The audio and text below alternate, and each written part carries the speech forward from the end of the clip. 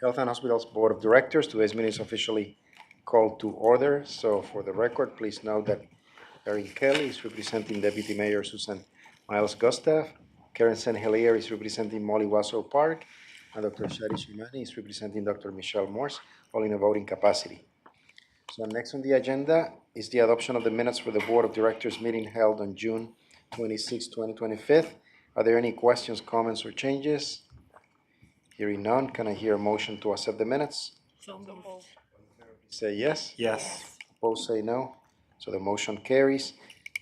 During the executive session, the board received and approved NYC Health and Hospitals medical staff credentialing, initial appointments, reappointments, and changes of privileges for the month of July 2025. The board received and approved oral and written governing body reports from NYC Health and Hospitals Metropolitan, and the board also received and approved semi-annual governing body 2024 performance improvement and evaluation plan written submission from NYC Health and Hospitals, Belvis, Gotham Health Center. The board also received and approved the written submission of the semi-annual governing body reports from NYC Health and Hospitals, Woodhull, and Bellevue. So let me move on to Vendex approval. Since we began the process of approving contracts prior to Vendex approvals, there are 21 items on today's agenda requiring Vendex approval, 19 of which have that approval. There are 12 items from previous board meetings pending Vendex approval. We will continue to notify the board as outstanding Vendex approvals are received. So let me move on then to the resolutions. So it would be number 6, action item number 6. Sorry? Sure. Amending the bylaws of Metro Plus Health Planning, a public benefit corporation formed pursuant to Section 738520 of the Unconsolidated Laws of New York Metro Plus to increase the size of the Metro Plus Board of Directors from 9 to 11 members by amending Section 2 of Article 5 of the Metro Plus bylaws, and 2, to remove the reference to a role to be played by network senior vice presidents in the process of electing Metro Plus Board of Director members, as such positions no longer exist as set forth in the bylaws, Section 2B. Good afternoon. Talia Schwartz, CEO of Metro Plus, Steve Stein-Cushman, Chief Counsel, Metro Plus. and Steve will be presenting. Hi, good afternoon, everybody. So pursuant to the Metro Plus bylaws, the authority to amend the Metro Plus bylaws rests solely with H&H Board. Our current board composition is 9. We have 2 ex officio members, the president of H&H, or his designee, and the president of Metro Plus. 3 members are selected by the chair of the H&H board, and 2 members are selected by the president of H&H, and 2 are consumer representatives selected on the recommendation of the Metro Plus president. All of the board members, except for the 2 ex officio, are subject to election, really approval of the H&H board. So what we next slide, please. Yeah. So Metro Plus, we now have 11 different lines of business. And with this sort of broad expansion, we do currently benefit from important stakeholder input from our existing board members. And we like that input so much, we would like to expand the input that we can get to give more opportunities for the stakeholders to provide input. We are currently at 9, as I said. This would move us to 11. That's within the range of what we looked at when we sort of looked at representative boards of a corporation like ours, which the literature says is usually in the 9 to 17 range. 9 is sort of at the low end. 11 is still, at the low end, but would be a little bit of an addition. So next slide. Yep. So what we would like to do is add 2 additional members, 1 on the recommendation of the chair of the board, and 1 on the recommendation of the president of H&H. That would be sort of consistent with sort of adding in the way that the bylaws are already set up.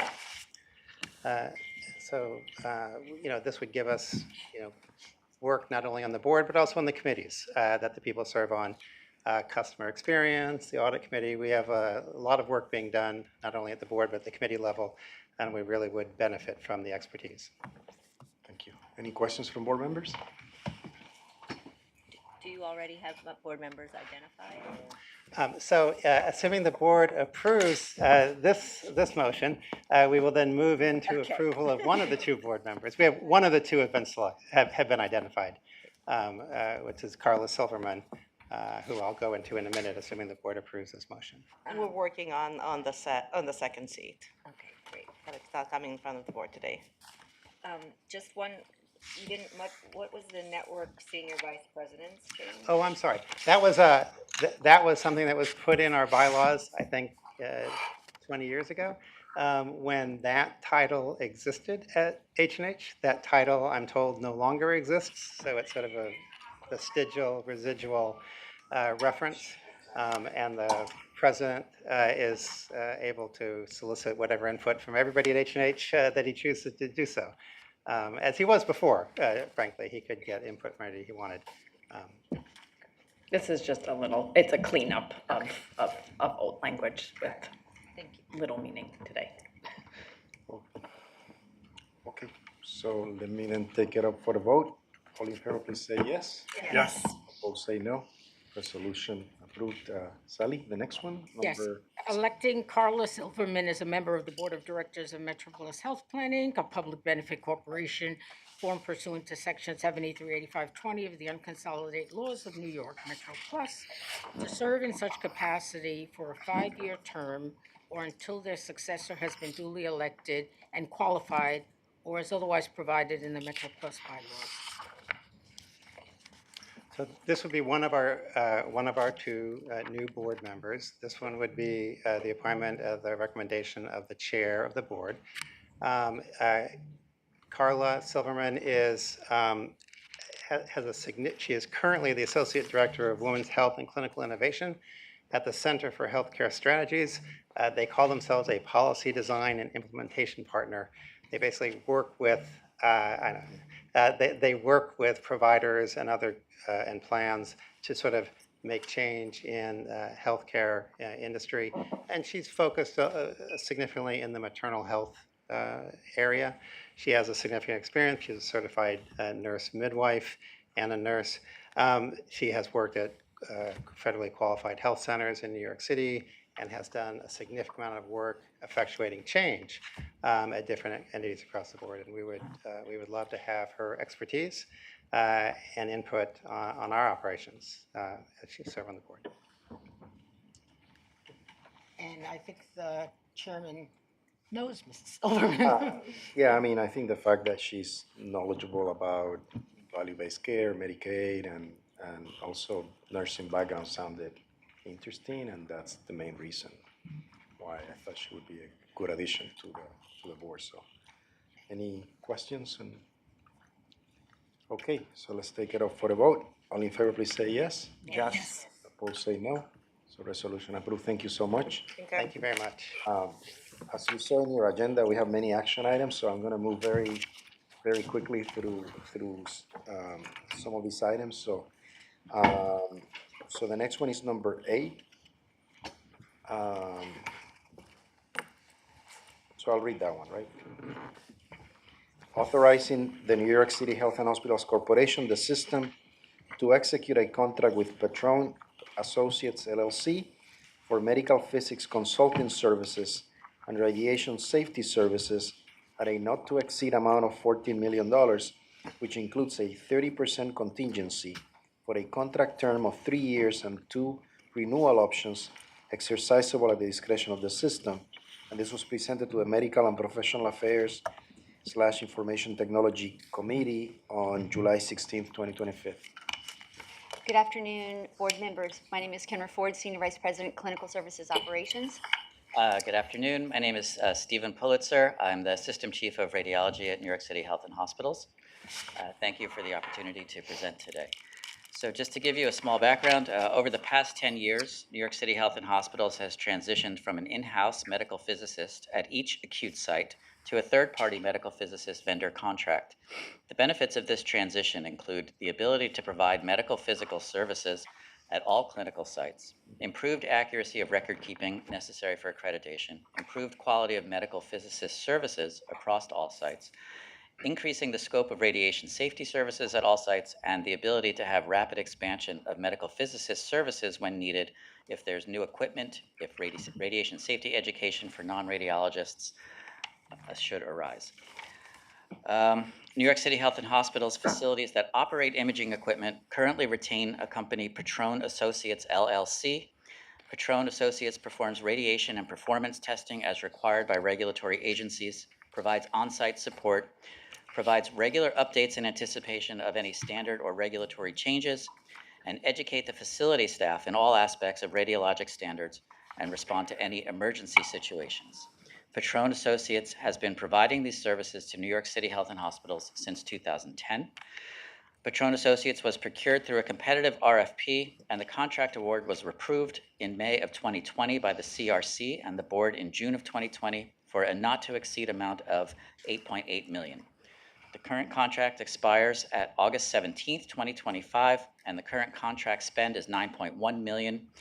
The contract overspend was due to requests for medical physics services to additional non-acute facilities as a result of internal staffing changes, COVID-19 related services such as Billie Jean King Stadium, introduction of new modalities, and radiation safety officers' responsibilities being added to multiple facilities. The result of the new procurement will allow for additional equipment to be added to the fleet, new system imaging centers to go online, new radiation safety needs, and expanded medical physicist education to non-radiologists. And as a result, the value of the contract will increase. We set out for a competitive RFP. We set minimum criteria. Of the minimum criteria, I would just like to highlight that the firm must be able to provide New York City Health and Hospitals on-site support. And there was a committee of multiple members of all different chiefs of service and COOs and others. So an overview of the procurement process. In January 14th of 2025, there was an application to issue a request for proposals approved by the CRC. In March of 2025, the RFP was posted on the city record and sent directly to 3 vendors. In March 11th, 2025, a pre-proposal conference was held. 1 vendor attended. April 1st, 2025, proposals were due. 1 proposal was received. On 4/9/2025, the evaluation committee submitted final scores, and Patron Associates LLC was awarded. 1 vendor did not respond for the solicitation, and the other was not able to provide on-site services. For vendor diversity, the vendor diversity team reviewed the scopes of work and determined that there were no subcontracting opportunities under the solicitation. So in closing, we ask for authorization of New York City Health and Hospitals, the system, to execute a contract with Patron Associates for medical physics consulting services and radiation safety services at a not-to-exceed amount of $14 million, which includes 30% contingency for a contract term of 3 years and 2 renewal options exercisable at the discretion of the system. Thank you for your attention. Any questions? I just have a question. I heard you say the reasons why you only got 1 proposal. 1 didn't meet the on-site and the other Did not respond to our solicitation. oh, but you so- don't know why exactly. No, in general, I think the scope of our operation exceeded the scope that they were able to supply, so they did not respond because they would not be able to fulfill the basic minimum needs of the contract as an offline. Do you know if in 2020 we had multiple respondents, or was Patron the only at that time too? I was not involved in this process in 2020, but I can find that information out for the board. It's just, it feels like they maybe are the only qualified vendor that can service us. They've been with us since 2010. They have provided excellent service over those years and have exceeded our expectations. So we're happy with their choice. It is a very specialized service. Yeah. I don't think there are very many Yeah. operations out there that could do this. And we're very big. Yeah. So I mean, it's great they provide good service. It's good you go out and try to see if there's anything out there. So I appreciate the information. Thank you. Okay, go ahead. Just as a growth of $5 million, is that the additional services that you outlined earlier on in your presentation? just the growth in services that we require now? Yes, so, so the addition of new equipment, the addition of new imaging sites, particularly there's new sites going up at Gotham and new imaging equipment there. And also, there's a contingency put in there, a 30% contingency, so that if we do expand and we expand at a rate that's larger than we anticipate, we have the funding available. Okay, thank you. Okay, so let's take it up for a vote. All in favor, please say yes. Yes. Opposed, say no. Resolution approved. Thank you so much. While he's getting a seat, I'll give a quick shout out to Dr. Stephen Pulitzer, who's the mastermind behind our being able to read our own x-rays. We've reviewed that in other places, but we've stopped using contractual staff, and he's been able to have us do it ourselves with tremendous savings and we think better quality. So thank you, Stephen. Okay, so I'm gonna move to number 9, authorizing the New York City Health and Hospitals Corporation, the system to negotiate and execute an agreement with Correctional Dental Associates, CDA, for the continued provision of dental health services for its correctional health patients for 3 years, starting January 1st, 2026, for an amount not to exceed $42,666,557, which includes an option to renew for 3 additional 1-year terms and a 20% contingency. This was presented to the Medical and Professional Affairs IT Committee on July 16, 2025. Patsy Yang, Senior Vice President for Correctional Health Services. Tim O'Leary is going to take us through this. Great, good afternoon. CHS is responsible for the provision of health services that includes dental services. These are mandated by a variety of bodies and regulatory entities as shown here. Dental staff must meet certain criteria for onboarding. That includes graduating from an accredited school of dentistry, a residency program, valid certification, and security clearance and credentialing by Health and Hospitals and DOC.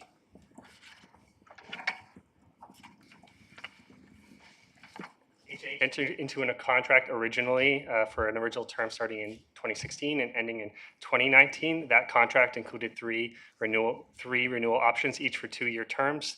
The system approved those renewals, and the last one expires at the end of this calendar year.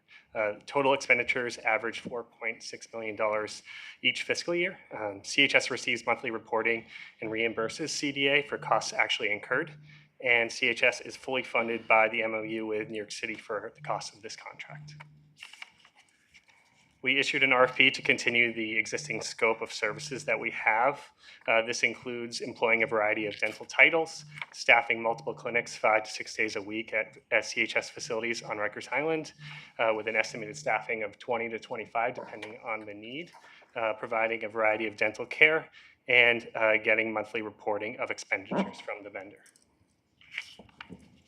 This is the RFP criteria, including experience in correctional health setting and capacity to perform services, and you can see the evaluation committee.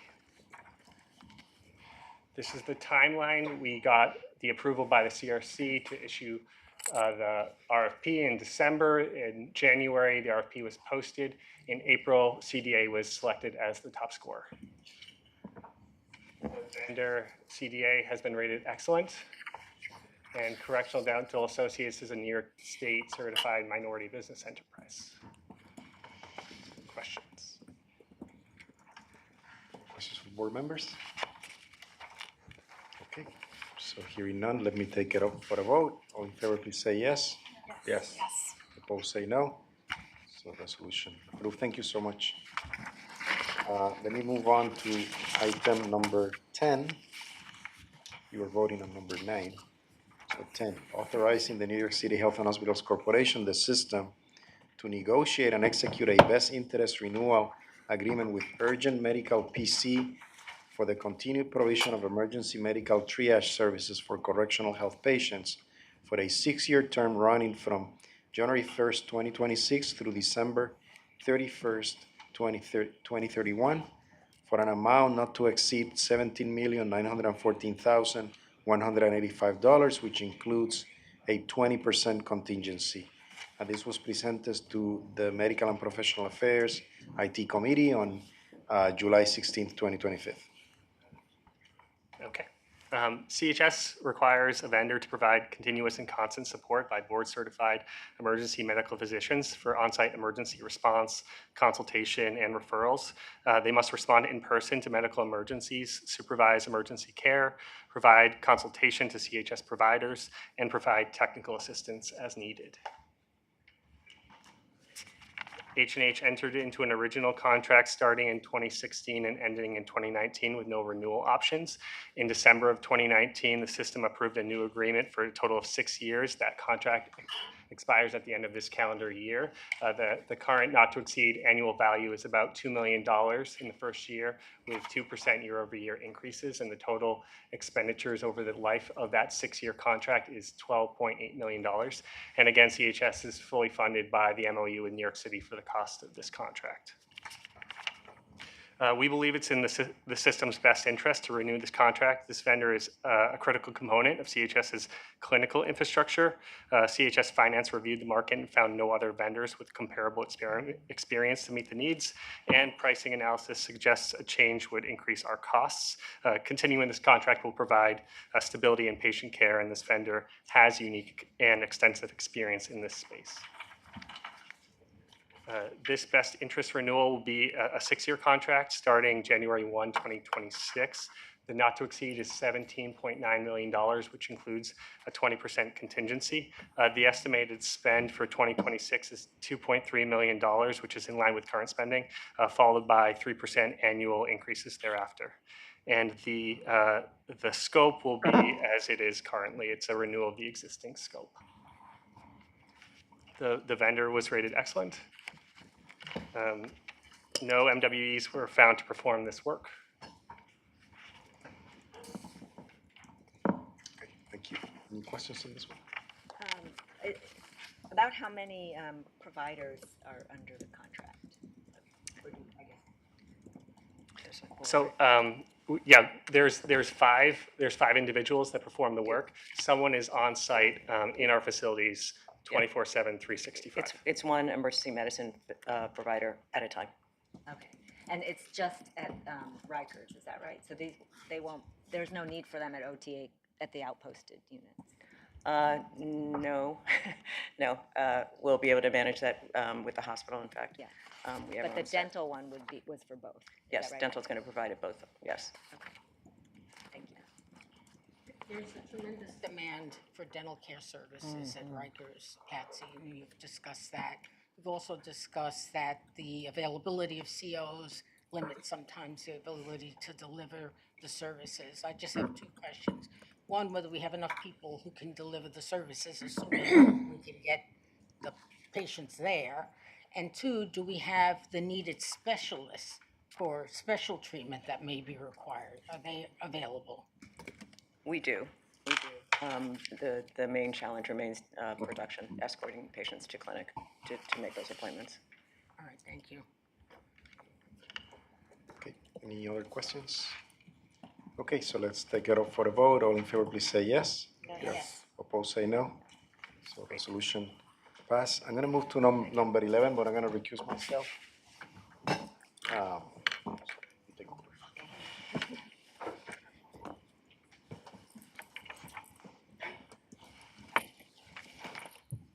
Okay, resolution number 11, are we okay to go?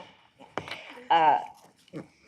Authorizing New York City Health and Hospitals Corporation, the system, to execute the affiliation agreements with NYU Grossman School of Medicine, NYU, for the provision of general health care and behavioral health services at New York City Health and Hospitals Bellevue, New York City Health and Hospitals Gotham, Gotham Health Gouverneur, New York City Health and Hospitals Kohler Rehabilitation and Nursing Care Center, New York City Health and Hospitals Henry J. Carter Specialty Hospital and Nursing Facility, New York City Health and Hospitals Woodhull, and New York City Health and Hospitals Gotham Health Cumberland. Such affiliation agreements will run through June 30th, 2030 for an amount not to exceed $4,446,524,858 a long number, dollars, which includes a 10% contingency. This was presented to Medical and Professional Affairs Information Technology Committee on July 16th, 2025, and approved by the committee to bring forward to the full board. And I believe Dr.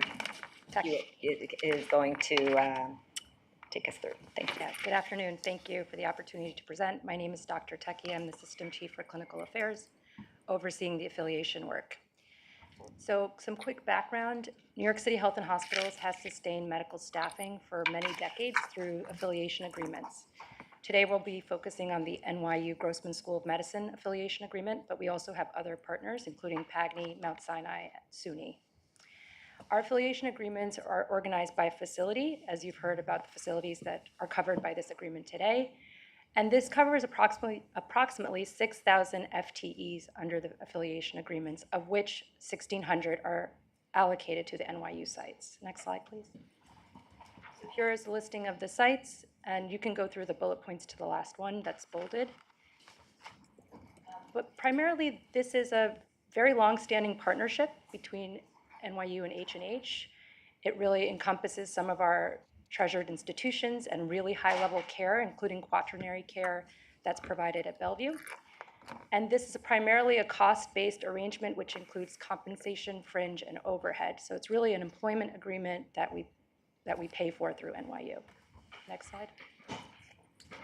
We wanted to highlight the growth in this contract over the term from fiscal year 21 to 24. We've had approximately 11% growth in employed FTEs, and this was done in order to kind of catch up to the clinical volume that has grown during that period of time. You can see that the inpatient discharges rose by 30% over this time period, and outpatient visits rose by over 20%. So there's been significant patient volume growth, and we've needed to grow our FTEs to make up for that, to make sure we're continuing to provide clinical care at the level we need. Next slide. Another snapshot, really, the focus here is that to show that we've really grown our APPs, advanced practice providers. So that has grown significantly over the course of the contract. We're now at over 400 APPs. Furthermore, the NYU affiliation agreement covers a lot of training programs and graduate medical education programs. So Bellevue has 84 programs and about 450 FTE trainees, and Woodhull has 5 programs and 134 trainees. These are very large programs. Many hospital systems around the country have just the number of Bellevue, and Bellevue's just one hospital itself. So just highlighting the scope and scale of these programs. Next slide. We wanted to talk about the strategic domains guiding this agreement and how it's changed over the prior term from fiscal year 21 to 25 and how we continue to grow that work over the course of this contract. So the 2021 agreement focused on 3 priority domains for improvement: governance and management, financial, clinical services, and operations. And over that term, we've really stabilized and professionalized this affiliate management, and we aim to continue to build upon those successes. So next slide.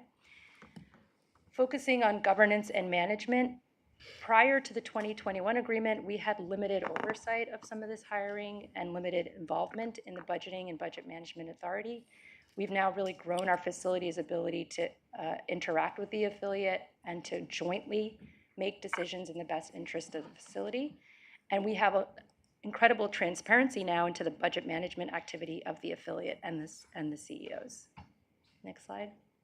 What we want to continue to grow on is to maintain clear and enforceable contract terms that remain flexible and to strengthen the operational and financial reporting transparency, which has come a long way. Next slide. Financial domain. So prior to 2021, the budgets were built on historical spending. There was limited facility awareness of the budget. We had opaque budget adjustment processes, and that has really transitioned significantly over the term. So we've now aligned our financial incentives with the affiliates and physicians. Our budget is now based on workforce planning, which is proactive as opposed to looking backwards and historical. And we've made investments in compensation, as well as established faculty practice plans, which help align our providers with our institutional goals on performance, quality, and citizenship. Next slide. We aim to continue to improve our processes for efficiency, improve recruitment, and meeting strategic revenue goals. As you can see here, continue to build sustainable compensation and benefit packages, and to fully implement FPPs to drive performance improvement. Next slide. Third domain, clinical services and operations. For fiscal year 21, before the prior term, we had more of an ad hoc process of hiring staff, limited shared services, limited staffing models, and those have all greatly improved, working towards more staffing models that are proactive again, instead of kind of one-off hiring of staff. We've developed dashboards to give people visibility into how they're doing with these domains, and implemented staffing models in the specialties you see there. Next slide. Going forward, we'd like to continue to make this attractive career opportunities for the current generation of providers that's responding to the current market. So we're constantly working with our affiliates to look at the market and to make the positions as attractive, both culturally and clinically. And we're working to advance shared services with our NYU affiliate, and those conversations are making progress now. Next slide. In this slide, we wanted to highlight that our revenue growth has exceeded the contract costs over the term. So as H&H has really become quite good at collecting our revenues for our clinical work, we've exceeded the costs of the contract. So revenue growth has outpaced the contract. And due to our prior progress in achieving market standard salaries and more predictable growth in budgeting, we feel pretty confident about these projections here. So starting from fiscal year 25, we've projected that the components of growth through fiscal year 30 will include primarily cost of living adjustments in the purple bar on the right, some strategic growth investments, innovation reserve, which is a pool of funding to help adjust salaries, and a few other items that are outlined there on the right side. Ominous.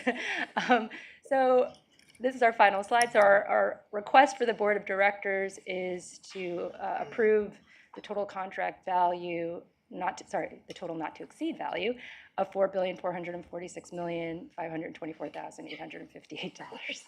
Thank you. You're better at that than me.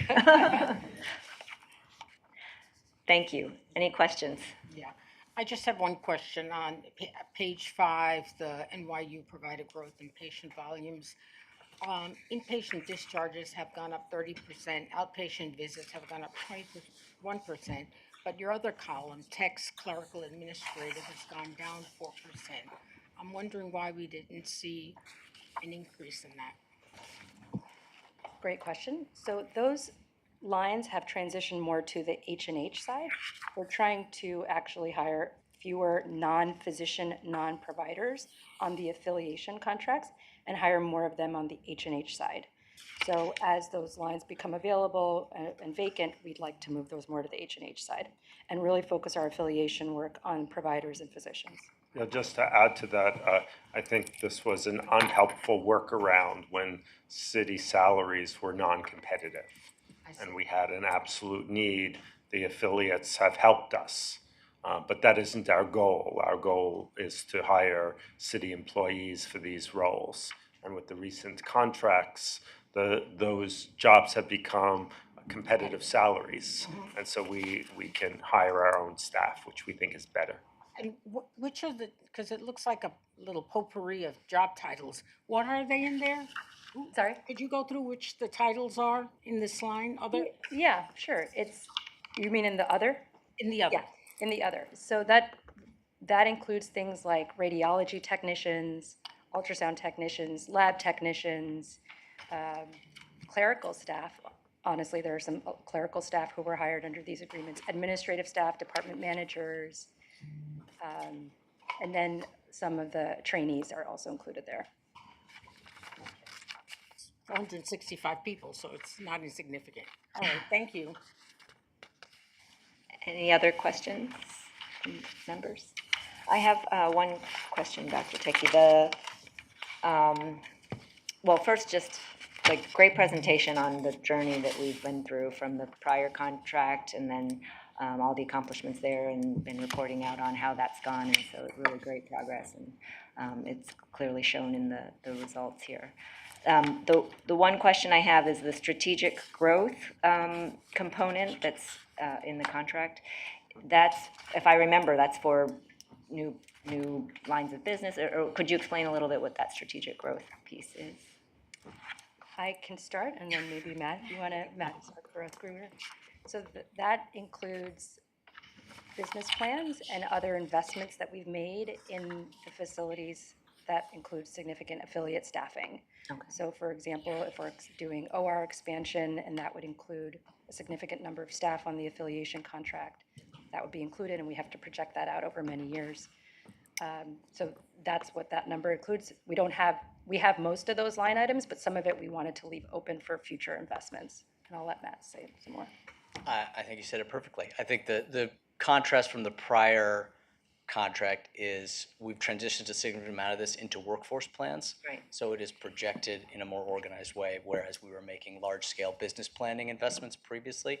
We now have it a bit more routinized and structured in the annual workforce planning process. So the number that's projected for the growth through fiscal 2030 is already plans that you've implemented and the costs embedded in that, or is that for future development of new plans? I think it's a projection for future plans. Oh, okay. And then, obviously, H&H would be working with the affiliate to determine which direction to go and what we'd be spending that on. Absolutely. Great. Thank you. If there's no other questions, we'll take. is still pending probably for 10 years. We will propose a motion to approve the resolution. So moved. Okay, any second? All those in favor? Aye. Any opposed? Okay, great, the motion is approved. We can call our chair back.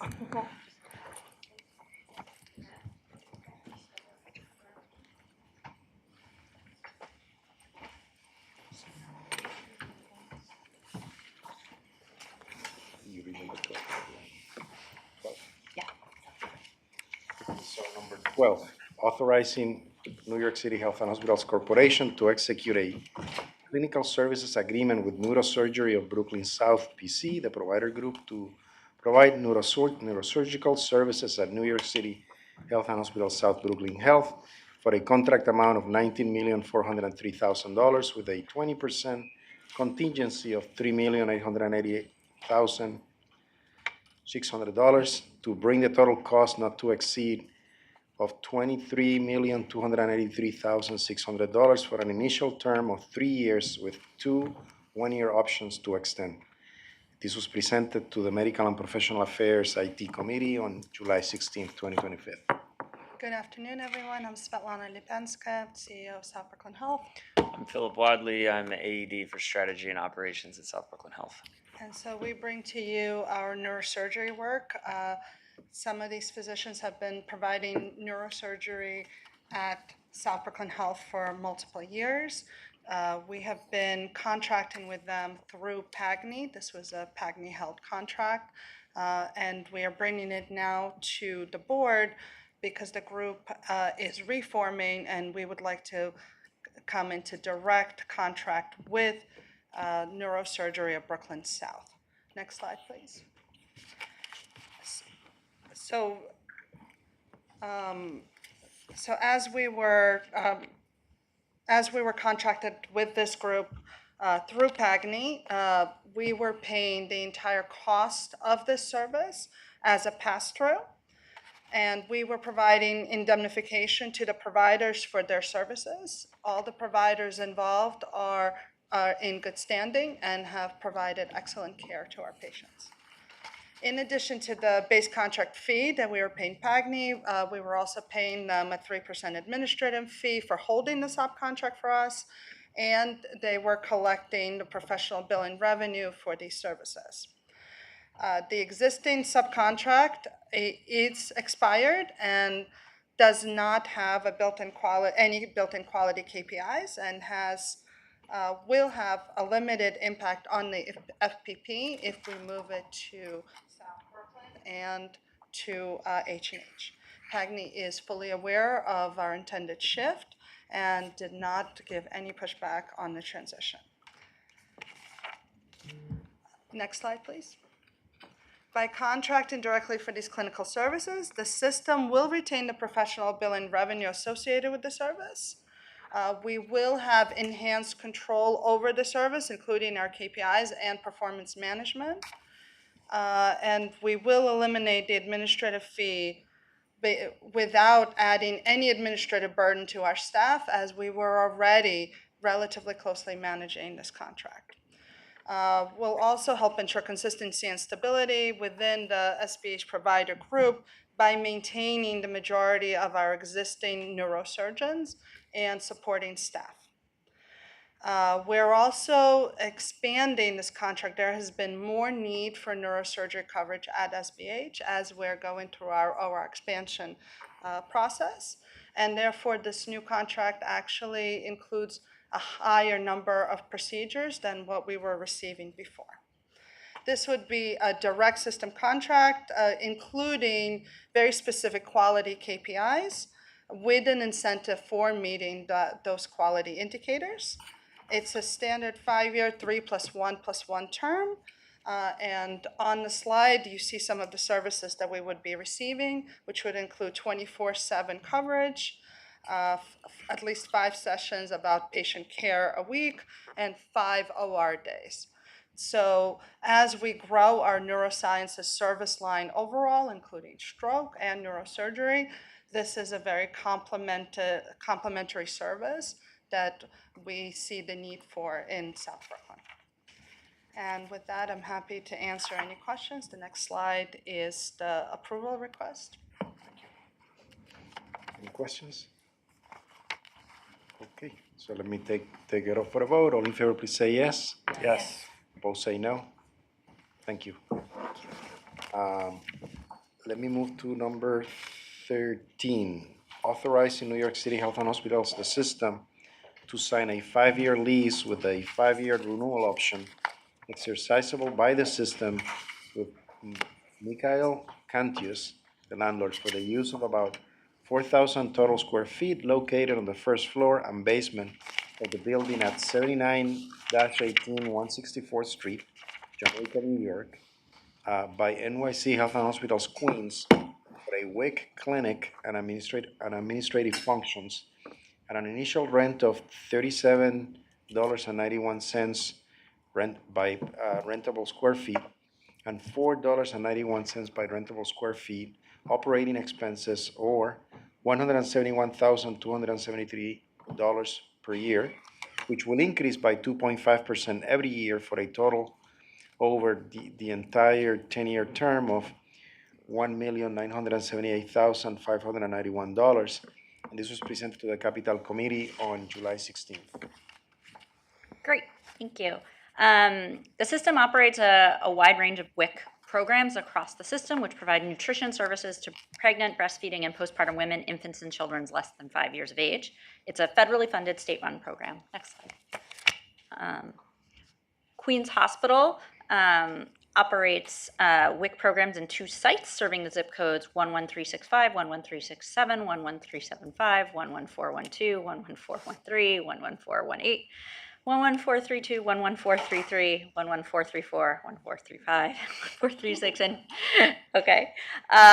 This location currently has a caseload of 2,500 clients and has operated there since 2012.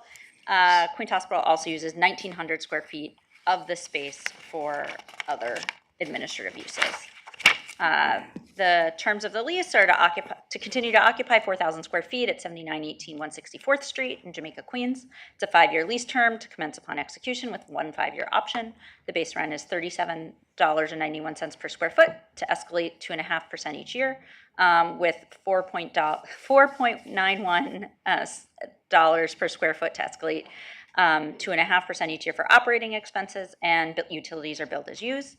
The system will hold an option to terminate the lease at the end of the 5th year if DOH WIC program grant is not continued. If we exercise the termination option, the system will pay a termination fee equal to 3 months' rent. The total annual occupancy fee for base rent over the 10-year term will be approximately $1.9 million. I'm happy to answer any questions. So what's the difference with, I see, on-site and off-site? So this is an off-site location. It's just more convenient for the community than coming into the hospital versus on-site at a hospital. Oh, okay. I think I understand. It's in the office, not in. Also, we have very little room in the hospital, so we try to use it only for services that can only be provided in a hospital. Go ahead. So, I don't know if there's anything in the current federal bill that would impact this. I know we'd only have to pay 3 months rent, but that's 3 months of $2 million, right? No, it's not $2 million, that's 10 years. Is there anything in the federal bill that would impact this as of now? Is probably more expert. My understanding is that WIC is not affected. You think it is? You're agreeing with me, yeah. That even around immigrant provisions, there is separate language that protects WIC. I'm glad to hear that, thank you. Okay. Okay. Okay, then let me take it up for a vote. All in favor, please say yes. Yes. Opposed, say no. So resolution approved. Let me move on to number 14. Authorizing New York City Health and Hospitals Corporation to sign a 49-year ground lease with two 25-year renewal options of a property located at 349 East 140th Street, Block 2303, Lot 58, in the Bronx to Mott Haven Port Morris Community Land Stewards, Inc., for a sum of $1 per year to develop the property, providing that specific conditions continue to be met regarding the use of the property for the benefit of the community as a community center with a preference for programming focused on education, arts, culture, and with a required health and wellness element. This was presented to the Capital Committee on July 16th. The old Lincoln Recovery Center is a building not on the Lincoln Hospital campus. It's about 10 blocks away, that's presently vacant, and the proposed use is to be a community center. Next slide. The center previously operated as a drug rehabilitation center, and it closed in the 1970s. It's vacant and in poor condition and very costly to maintain. EDC issued an RFP in 2022 and selected the Mott Haven Port Morris Community Land Stewards to develop the Heart Center. Next slide. The Mott Haven Port Morris Community Land Stewards were established in 2015. They're partnering with Alembic, a community developer with experience in both affordable housing and community facility space. Next slide. The Heart Center will provide health and wellness programming, including nutrition classes, cooking demonstrations, exercise, and this project is broadly supported by the community and elected officials and designed through a collaborative community design process. Next slide. The total cost for the building rehabilitation is $42.3 million. The system will not contribute to this. $15.25 million is going to be in city capital committed by the city council and the borough president, and $27 million is coming in state and federal tax credit equity and grants. Next slide. The ground lease process for this began with a public notice on June 18th, a public hearing July 10th, capital committee July 16th, and now we're here at board, and then this would go to the city council for ground, and then after approval, ground lease execution this winter. The lease terms, the land stewards will renovate and occupy the old Lincoln Recovery Center at 349 East 140th Street, a 22,750 square foot, 3-story structure. It's a 49-year ground lease with two 25-year renewal options to commence upon execution. The requirements are that the tenant substantially improve the existing building through $43 million of rehabilitation. The tenant will operate the building as the Hearts Community Center, Health, Education, and the Arts. Tenants will sublease to other community-based entities with H&H approval, and subtenants will provide community-based programming complementary to the program of the Mott Haven Port Morris Land Stewards. The base rent will be $1 per year. Happy to answer any question. Any questions? All I'll say is that it's a very exciting project and received good feedback from the community. So, okay, so let me then ask for a vote. All in favor, please say yes. Yes. Opposed, say no. Okay, resolution approved. Thank you. Let's go to the next one, number 15.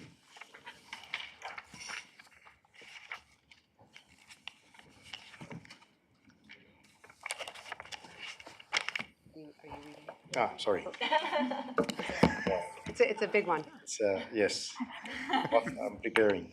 Authorizing New York City Health and Hospitals Corporation to sign a 99-year ground lease, including tenant options, with River Commons Housing Development Fund Company, Inc., as named tenant and River Commons Owners LLC as the beneficial tenant to rent approximately 42,000 square feet, which is currently part of the parking lot and annex structure of NYC Health and Hospitals Gotham, Morrisania, at 1225 Girard Avenue in the Bronx, to be the site for the construction of a 17-story, 359,000 square foot mixed-use building with approximately 328 residential units for households earning less than 80% of area median income, including approximately 98 supportive units for single adults who are qualified and appropriate for independent living in the community. Approximately 230 affordable units, including a residential unit for the building superintendent, with approximately 6,000 square feet to be provided for community facility use, and with approximately 7,500 square feet to be provided for an open space, with tenant anticipated to pay at least $4 million at lease signing as a one-time advance rent and an annual administrative fee of $12,000, and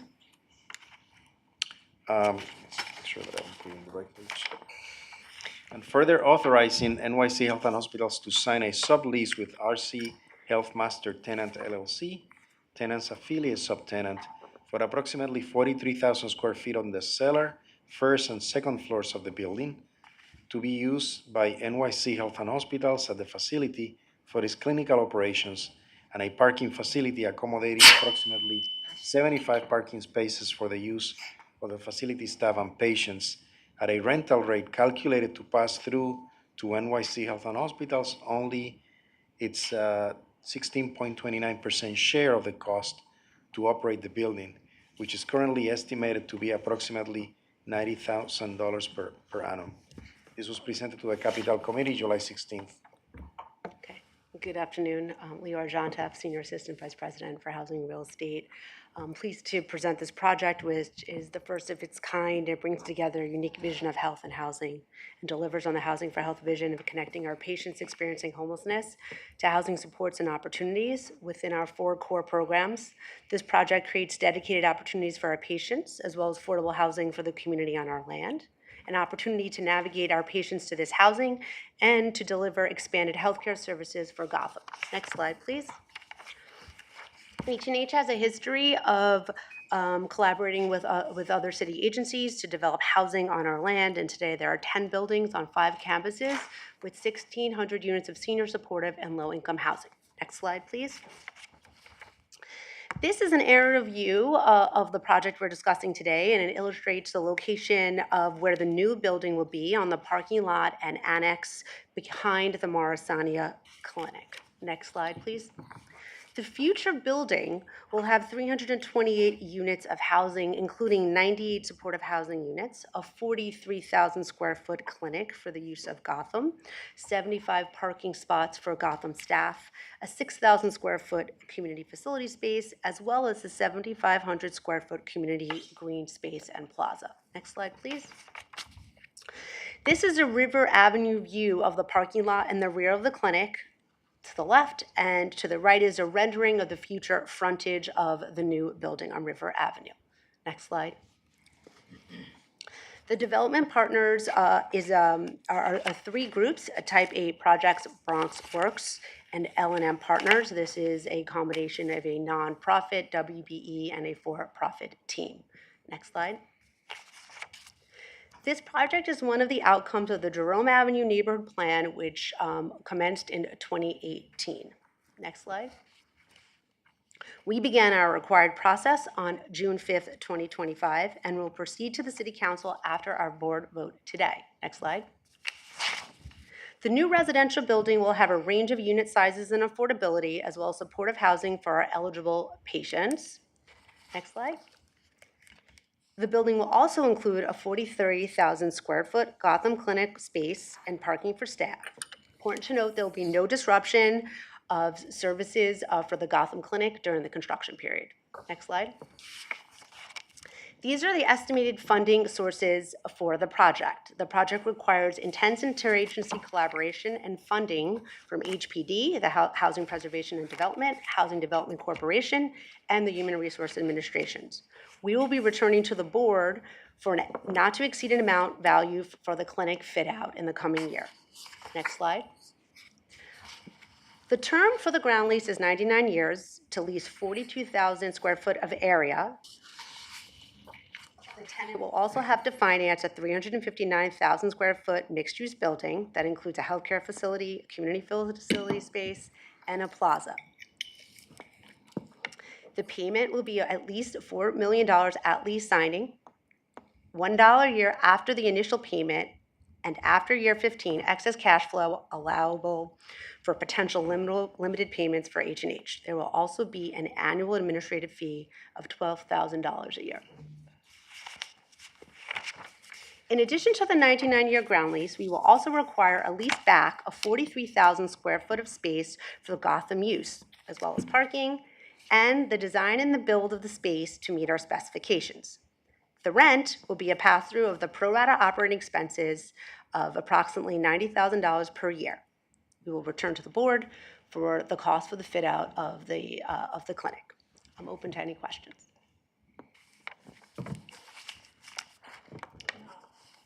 I'm particularly interested in the tenant screening process, both for regular residents as well as those who are being provided with supportive care.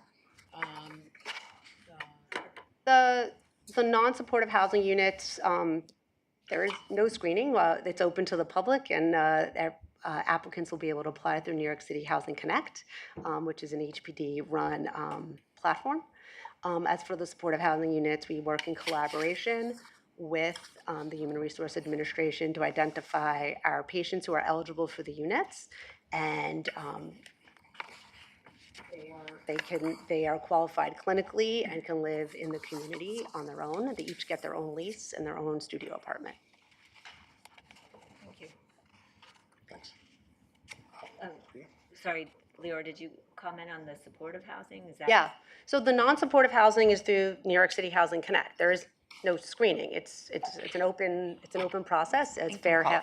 Yeah, it's just income qualified, but there's no other. No, I'm sorry, on the supportive, that will be. Thing, they have to meet clinical requirements as set forth by us and HRA, and people go through a clinical review to make sure they can live independently in the community. But our philosophy is housing first, and we believe people, if they meet the requirements, they should be able to live independently in the unit. There's also on-site supportive services. It's intensive case management on the site of the buildings, the case management suite. HRA is funding extensive services at the building. There's also going to be, nicely on this project, medical services right at the building entrance. So I think there'll be good synergies there. So, but we will be able to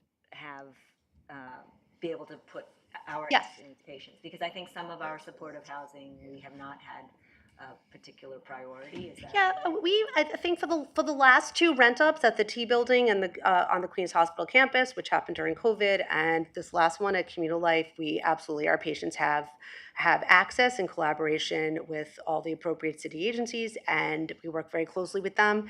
And we also right now get access to re-rentals on our land for qualified patients. Oh, okay. So I think that you sort of asked the question in terms of outpatient. Do you have to be a patient or a consumer of?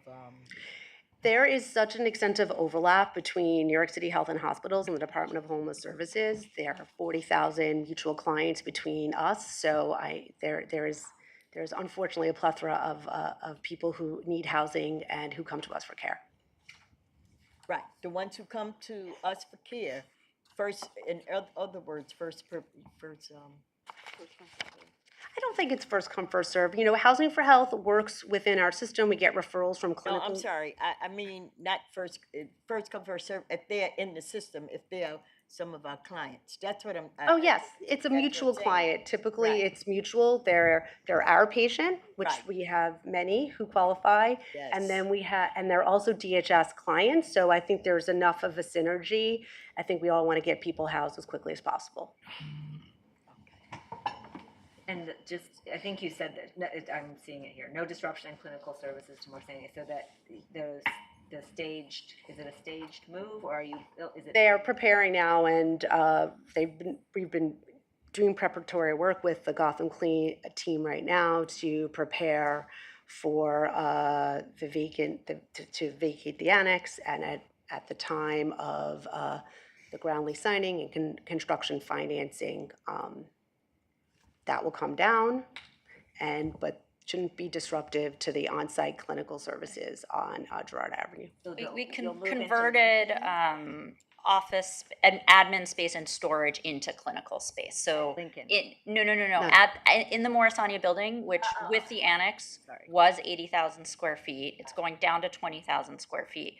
But we've worked with the development team and with Gotham to renovate the main building at 1225 Girard Avenue to accommodate the programs that are coming out of the annex. So their behavioral health services, child development services, and so they'll be moving in. So we won't have to scope down, but then the new facility is going to be much larger, is that Correct, right? correct. And is the intention that we would have more services there than Ted, or? I think our intention is to transition everything that we currently have over there, and then to grow based on what we see the need for there. And just to say, the Gotham team is very excited about this, and as a doctor there, I'm really excited to provide this for my patients. Great. And when is the opening? I forgot to count. Oh, I mean, 2029. we hope 2029. Again, we're working closely with our city partners to figure out the closing date, and once we know that, but typically a project like this will have a 36 to 40 month construction period, so the clock will start so hopefully in the next few months, and then we'll take it from there. Well, very exciting. We said this before, but both of these projects, the public hearing, it was really great to hear the community and just a great use of our land. And So the messaging, how are you getting the word out there with the partners, or how do we know? For patients, or for the patient? Project itself, how do we know? How does the community know greater people hear about it? About the housing, right? I think we did have there've been a series of events. Community meetings leading through the Jerome Avenue neighborhood plan for many years in the community. This site was identified for housing. Now that it's more of a reality than ever, as the project reaches certain construction milestones and they begin to anticipate an opening date, the project will then be available on New York City Housing Connect. And I'm pretty sure there's enough community engagement with BronxWorks. There's also, which is one of the development partners, as well as two nonprofits that are going to be in 6,500 square feet on the bottom of the building. The African Resource Center is one of them. They'll do a lot of community outreach to get applicants to apply. And there's been a lot of engagement. There are a lot of schools in the area. As part of the design process, they've been engaging with both actually the students in designing the plaza and the PTAs. Very good. Thank you so much. Let me then take it up for the vote. All in favor, please say yes. Yes. Opposed, say no. Resolution approved. Thank you so much. Let me move to number 16 now, which is authorizing New York City Health and Hospitals Corporation to sign a 3-year lease with 2 one-year options to renew in its sole discretion with Hudson West Hospitality LLC for the use of the entire Hudson River Hotel, including its 56 rooms and all common areas located at 446 West 36th Street in Manhattan for the system's Bridge to Home program at $185 per room per night for the first 3 years, and at $190 per room per night for the renewal years, for a total rent cost of $19,111,400 plus $250,000 for minor ancillary expenses that might be incurred for a grand total of $19,361,400.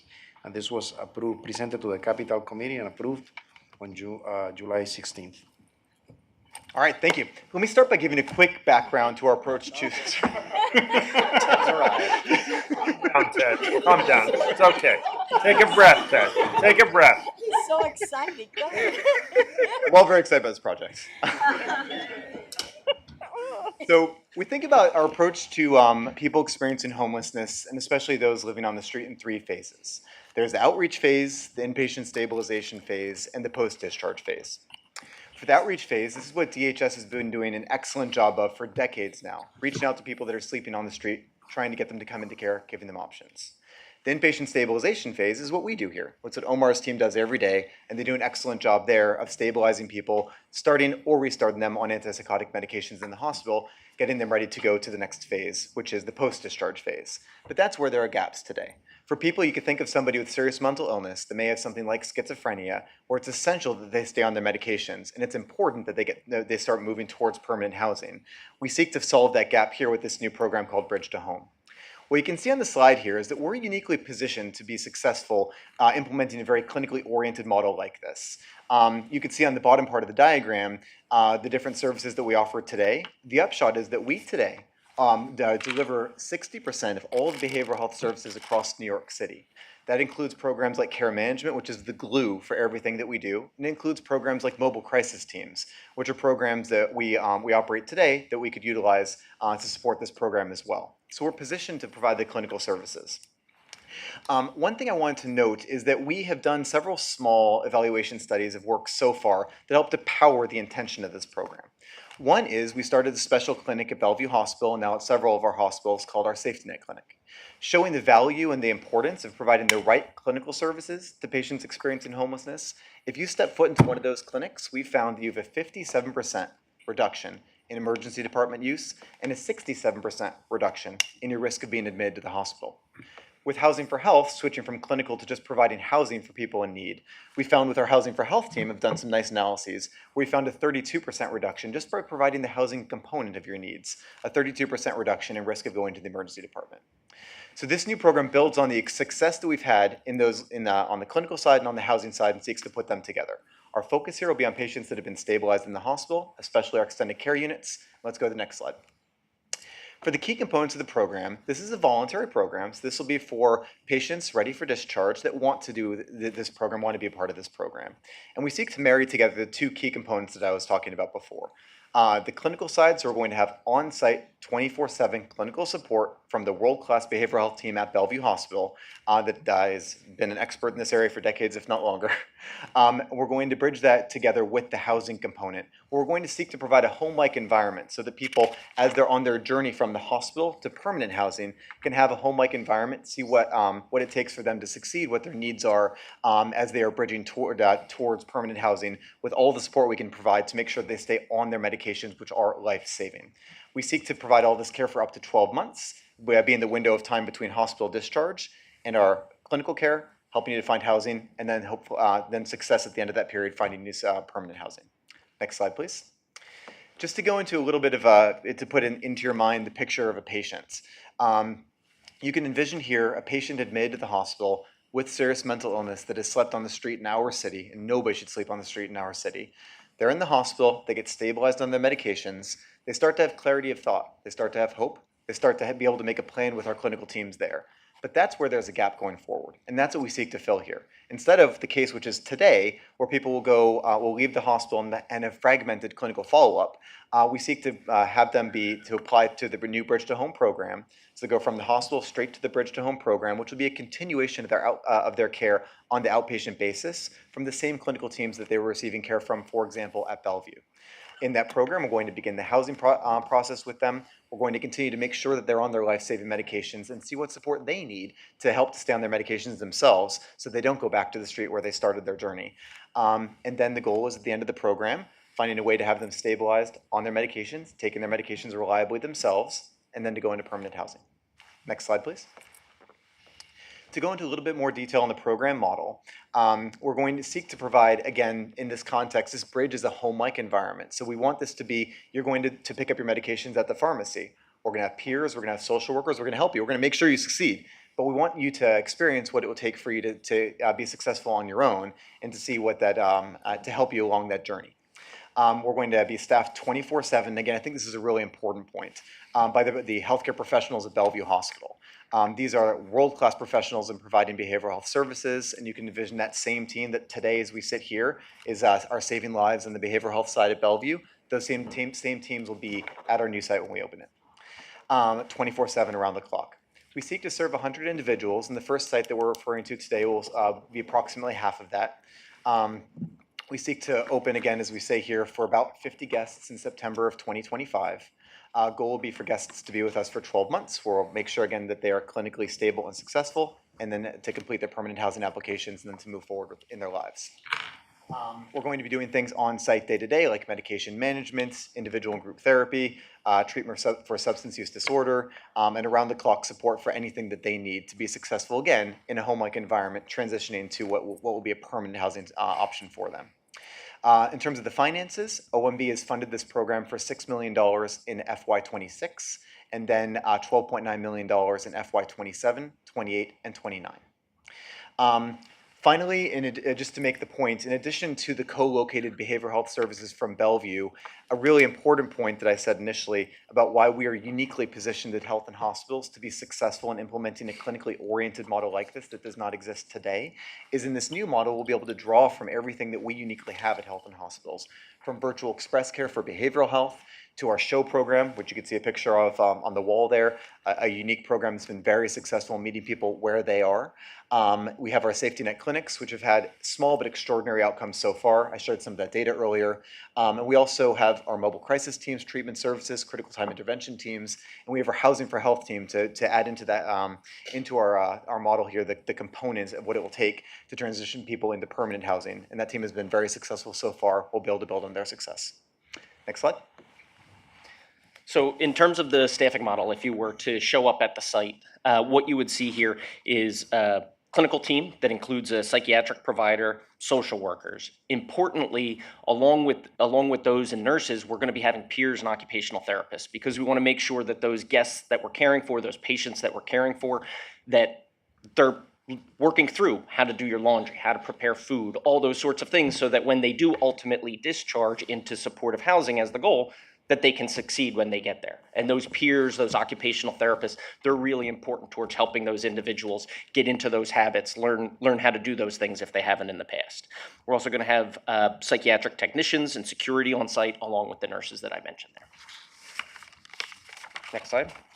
So what we're looking at in terms of program eligibility, we've touched on some of these as we went, but what we're looking at for this first site is individuals 18 years old and over, identify as male. They've been inpatients at Health and Hospitals and diagnosed with SMI, as we said. They've been referred by a Health and Hospitals behavioral health clinician, primarily, but not exclusively, from Bellevue. And we expect that the folks we're looking for here, that they're likely to experience homelessness or housing instability upon discharge from Bellevue. They may have had multiple engagements with outpatient treatment and social services following previous discharges, hospital discharges, but they still weren't able to be placed in housing. The folks that we're looking to care for here, they need to be able to take care of their activities of daily living in order to be successful at this location. And this is a voluntary program. The individuals leaving inpatient, coming to Bridge to Home, they're going to consent to participating in the program and staying with us. This is a voluntary program.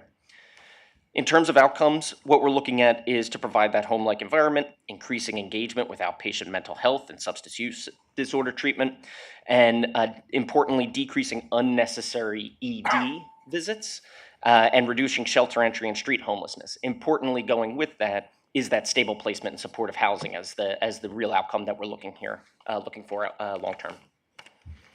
So for this first site, next slide, for this first site that we're looking at, we're looking to occupy the entire Hudson River Hotel at 442 West 36th Street. We're looking at a 3-year base lease term that will commence upon execution of the lease with 2 additional 1-year options available at our discretion. The base rent, as said at the beginning, $185 per room per night for the first 3 years, and then moving to $190 per room per night in the option years, those final 2 years. The system has the right to terminate at convenience on 180 days notice, so we have a good amount of flexibility there to leave if this site for some reason does not turn out to be the right site for what we're looking to do here. There's no payments for rooms that cannot be used due to the landlord's fault. And the landlord will be providing some of the sort of what you might think of as the typical hotel services, cleaning, changing linens, bedding services, things along those lines. This is a hotel new to Health and Hospitals. We haven't worked at this location in the past, either during COVID or during the humanitarian emergency response work. As Ted had mentioned, this is licensed under Bellevue and is an operational partnership between a number of us here at Central Office along with Bellevue.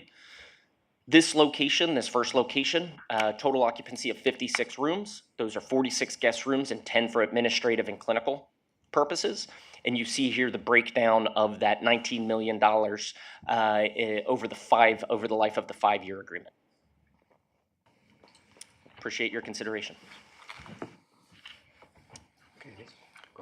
Yeah. I'm just curious, I don't know how many patients you have now inpatient, right? If everyone who is being discharged agrees to want to transition and live in this hotel, is there going to be like a waiting list, and then are you going to track those folks? So, you know, like the turnaround time is going to be someone staying there for a whole year. Right. So, I mean, as we get started, that's a good problem to have. We hope we have that problem. We're going to be evaluating people, starting with the extended care unit, which has less than 50 people there today, I believe. And then we'll see how we can grow from there. But I really hope we have the problem you're saying in the future. If this is a successful model, we'd love to expand. Go ahead. Just your staffing model, are you hiring people for each one of these positions? Are you sharing them with Bellevue? It's primarily not primarily. It will be staff that are dedicated to this. There may be some folks like the psychiatrist, for example, that may have some split time, things along those lines. But these folks are being hired specifically for this location, for this purpose. Great, thank you. Sorry, can I just follow up on that one point? Is it intended to hire directly as H&H employees, or are you planning to contract this? H&H, there will be 1 or 2 titles at the beginning where we're going to be not using H&H. We're going to be using temp staff at the beginning till we get an understanding of the model of, do we need 4 of this title or 3 or 2? Once we figure out the sort of particular mix and headcount, we look to transition everything into H&H ultimately. And actually, it's a really important point just to draw it out a strand further. So the clinical teams are going to be Bellevue. Yes. They're going to be supported by Bellevue. Anything they need will go back to the mothership at Bellevue, which we're really excited about having all that support from Bellevue. And then we're also taking a page out of the Humanitarian Center book that Chris and I have been working on, in that we've found that it's very important to have an H&H staff member dedicated on-site 24/7 to troubleshoot, see how things go. So we're going to be maintaining that same model here. Good, that's great.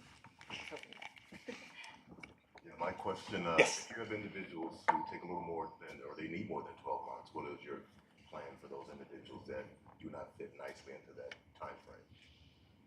We'll be flexible. Okay. And my next question is, if you say people have the ability to come and go, if someone says, you know what, I tried, it's not for me, I did 3 months, is there a mechanism to fill that room relatively quickly, or is there a process for, you know, if folks leave early? Do not stay 12 months. Yeah, absolutely. And we do expect that will happen, right? Whether it's 3 months in, 3 days in, 3 hours in. Somebody may think it's a good idea when they're at Bellevue, and we're going to be having the conversations with them, sharing information. We're going to have somebody from the Bridge to Home location come to Bellevue and speak with the individuals while they're at inpatient, share pictures, have a whole, but it'll be different when they actually get to the site, right? And so they may leave 3 days, 3 hours afterwards. We hope not, but it's possible, right? And so we are going to be prepared to sort of backfill those rooms, right? We'll clean them, change the bed sheets, and be ready to go back out to Bellevue or any of the other health and hospital sites that we might need in order to generate new referrals to make sure that we're making good use of that space.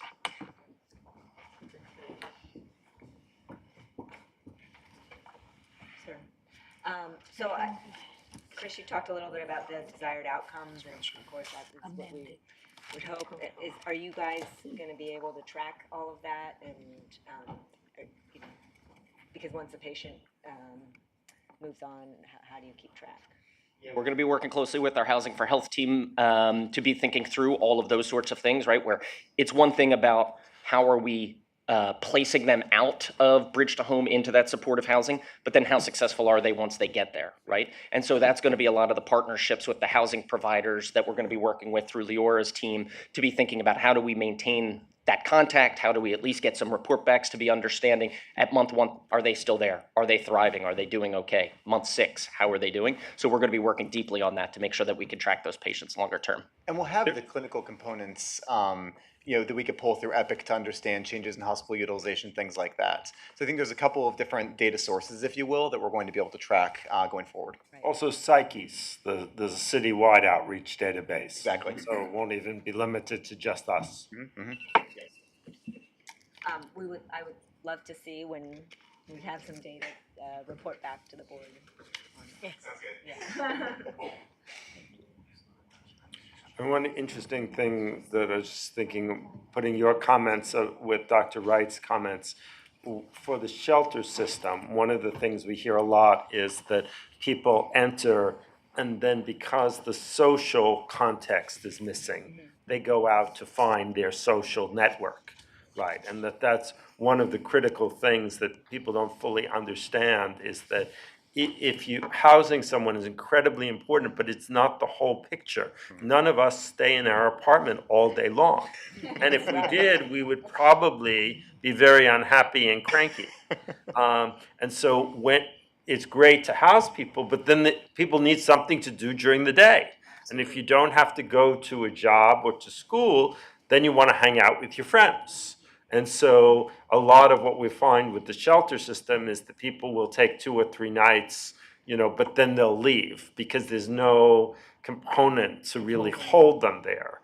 And what we're hoping is that the combination of people having their own private space and social programs right there will be enough to make people stay and fulfill their needs, and they won't wind up revolving around the emergency room and jail and the subway system and the other less satisfying places.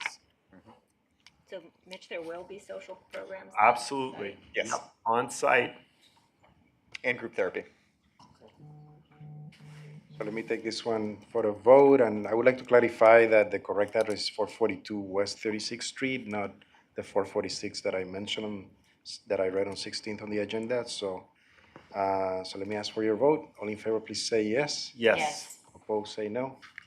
Resolution approved. Thank you so much. Thank you. We'll be back with the data. 15, which is authorizing the New York City Health and Hospitals Corporation to execute a contract with JRM Construction Management to undertake a gut renovation at NYC Health and Hospitals South Brooklyn Health's main building to create a new ambulatory care center by repurposing the former emergency department space for a contract amount of $16,592,022 with a 10% project contingency of $1,658,202 to bring the total cost not to exceed $18,240,224.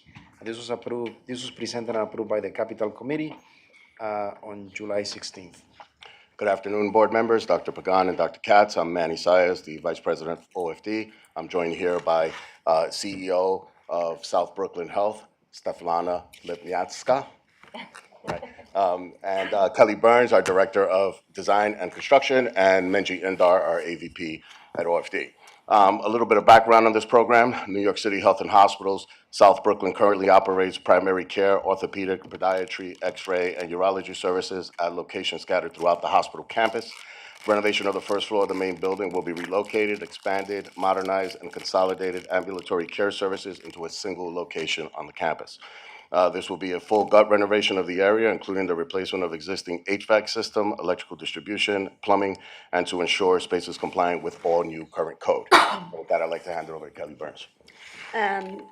The new scope will include renovation of approximately 25,000 square foot on the first floor of the main building to create 48 exam rooms, which will be shared among primary care, orthopedics, urology, and podiatry services. Next slide. Next slide. This shows the future layout of the new construction area, future waiting areas, and future care stations and corridors. Pass it over to Manjay. So this was posted to City Record. We had site tours conducted, 21 vendors attended the site tours, 12 bids were received, and when the bids were opened, JRM was the lowest responsive and responsible bidder. Next slide, please. So JRM is new to the system. We conducted reference checks. 3 references were provided, and all the reference checks came back positive. Construction is scheduled to start in fall of 2025 and complete in spring of 2027 for a duration of 18 months, and JRM is committed to a 32% MWBE goal. So this is the project budget for a total of approximately $18.2 million, including a 10% contingency of about $1.6 million. And this is the resolution. Thank you, and I'm happy to take any questions. Thank you. Any questions? Just a quick question. When we did the original work, Svetlana, did we anticipate at that time converting the emergency department to ambulatory care, or? So our emergency department has been moved into our brand new building, the Ruth Bader Ginsburg building, as part of the FEMA project. And that left the space from our old emergency department on the first floor. It's prime real estate available for other uses. So we're repurposing, as we're doing with the majority of the main building, for ambulatory care. It's part of our master plan for the campus. And how did you pick the areas that you're moving in here? So we are moving primary care, which is our biggest service that we're looking to grow. And we're also strategically moving the services that we would like closest to the door. So we're putting 2 X-ray units in the space, and we're putting the services that people have a hard time kind of navigating the buildings. That's why we're putting orthopedics and podiatry in there. We'll get the most use out of the X-ray equipment that we're also co-locating there, and we're putting urology in the space because that is a growing service for us that is going to get a lot of use out of the procedure rooms that we're able to build into the space. Moving those services will also let us move other services. It's a little bit of a domino effect. So the majority of our ambulatory care enterprise will expand because we're able to decant our very tightly packed practices. That's wonderful. Congratulations. Great. Okay, let's take it off for a vote. All in favor, please say yes. Yes. Yes. Those say no. So resolution approved. Let me move to the next one, which is number 18. 102. We're getting there. Authorizing New York City Health and Hospitals Corporation to execute standby job order contracts with Volmar Construction Inc. and BA Global Construction Corp. To provide general contracting services on an as-needed basis, each for an amount not to exceed $10 million, with a total of $20 million for a term of 2 years for both contracts. And this was presented to the Capital Committee on July 16th. Thank you. Job order contracts, otherwise known as JOCs, are construction contracts that are annual. They're awarded on a public bid where bidders use a multiplier against an itemized catalog of services to establish their base bid, solicitation, and award alignment with HHC Health and Hospitals Operating Procedure 100-5. Current general contracting contracts began in January of 2024 and will expire at the end of this year. And this chart represents the vendors, start and end dates, number of work orders, contract values, and awards to date. And with that, I'll hand it over to Menchie. Thank you. So on June of 2025, we opened 2 separate bids for 2 separate contracts, each $10 million for a term of 2 years each. The first was awarded to Volmar. They were the lowest proposer there. And the second was awarded to BA Global. Next slide. This is the MWB utilization plans for the 2 awardees. Volmar has submitted a 30% utilization plan, and BA Global is a certified MWBE, so 100% of the spend there will be attributed to MWBE spend. Next slide. This is the budget, 2 separate contracts, 10 million each, for a total not to exceed 20 million. Both vendor evaluations are good. They're both known to the system. And this is the resolution. Thank you, and happy to take Thank you any so questions. much. Let me take this one up for a vote. All in favor, please say yes. Yes. Opposed, say no. Resolution approved. Let me move to the next one, number 19. Is authorizing the New York City Health and Hospitals Corporation to extend the contract term by 1 year with 7 construction management consultant firms, namely ACOM USA Inc., Armad Corporation, Gilbane Building Company, Jacobs Project Management Company, McKissack and McKissack, TDX Construction Corporation, and the McLeod Group LLC to provide professional CM services on an as-needed basis at various facilities throughout the system. This was presented to the Capital Committee on July 16th. Thank you once again. H&H requires professional construction management services on an as-needed basis for projects throughout the system, services that include performing construction contract administrative functions such as report writing, scheduling, inspection of work, performance progress analysis, etc. Provide and monitor various types of testing, including laboratory analysis and reporting, and provide CM services during the construction period by qualified inspectors. The current contractors in place for CM services expire on December 31st of 2025. Board-approved contracts in November of 2020. Board-approved increase in NTE from 10 million to 50 million in March of 2022 for a pool value of 50 million. Current spend for CM services is $26,698,911. The terms of the contract are 5 years, 3 base years, and 2 one-year options to renew. And Menji will walk us through the rest of the presentation. So we're seeking a 1-year time extension to allow us to spend down the remaining 25 million in NTE in this pool, in addition to allowing us time to complete an RFP for new contracts to take effect probably January 1st of 2027. These are the vendors that we're currently contracted with, the ratings for each vendor, and the current spend against the vendor contract in this pool. Happy to take any questions. Okay, any questions? Let's then have a vote. All in favor, please say yes. Yes. Opposed, say no. Resolution approved. Thank you Thank so you. much. Let me move on to number 20.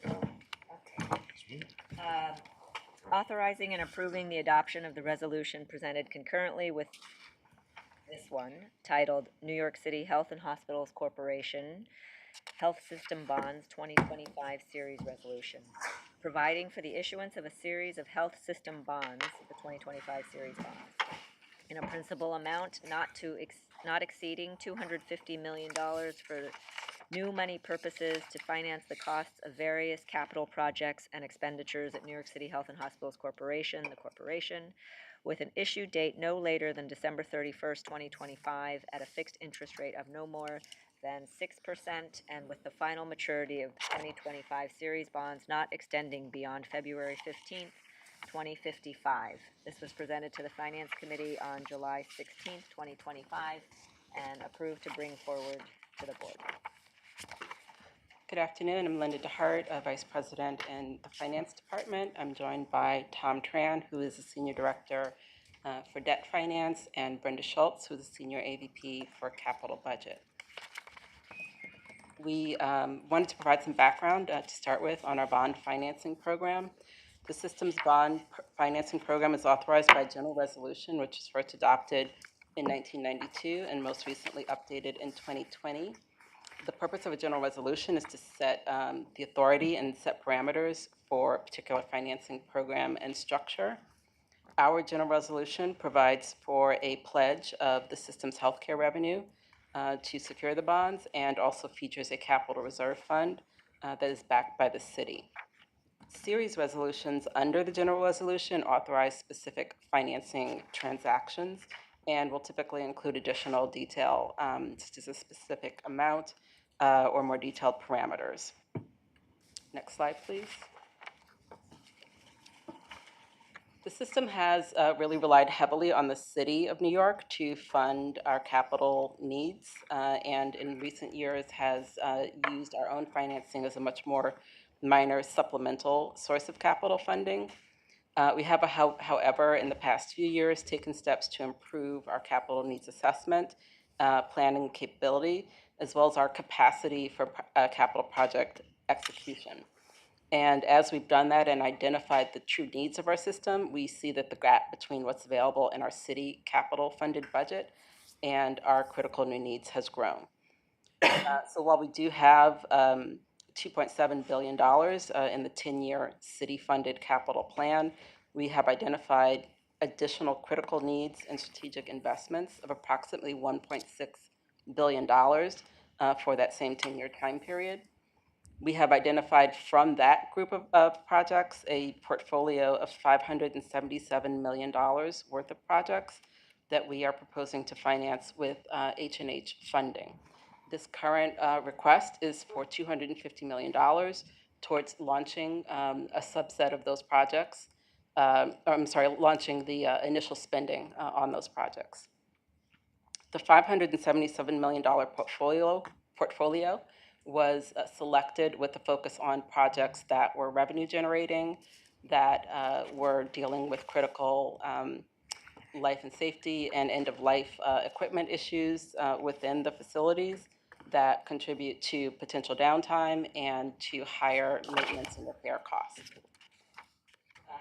We will continue to assess the remainder of that full capital need that we have identified to identify additional projects as they become more critical, as they reach full maturity in terms of their planning and timing, and include them in our capital plan moving forward.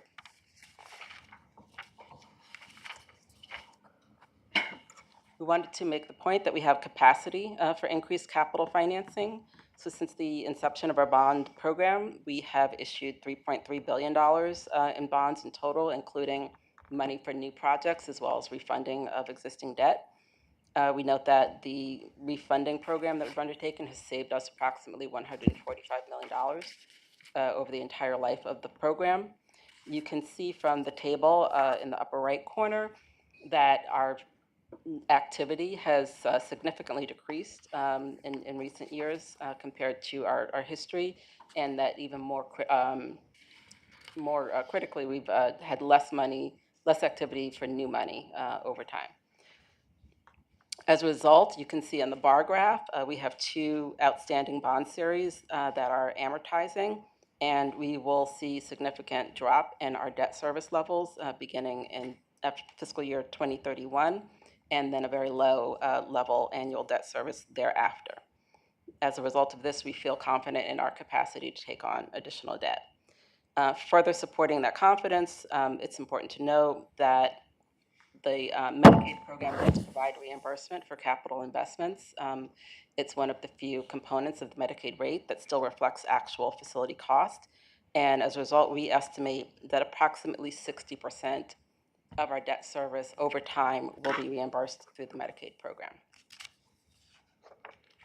This next slide shows the spread of the $577 million between infrastructure, medical equipment, and technology. As Linda mentioned, the system has identified a portfolio of $577 million of priority capital projects. You can see that infrastructure makes up about 3/4 of the amount, roughly 76%, and the balance is split between medical equipment as well as technology at 11% and 13% respectively. Next slide, please. This next table shows the projected cash flow of the $577 million. You can see this is spread over several fiscal years. And the subject of today's action, again, is the $250 million, which would be our projected cash flow spending through January of 2027. Next slide. And again, the following slide shows a similar format in terms of how that $250 million is spread. Again, this $250 million is a subset of the $577 million. Of that amount, over half is made up of infrastructure at 55%, again, followed by medical equipment at 26%, and then finally technology at 19%.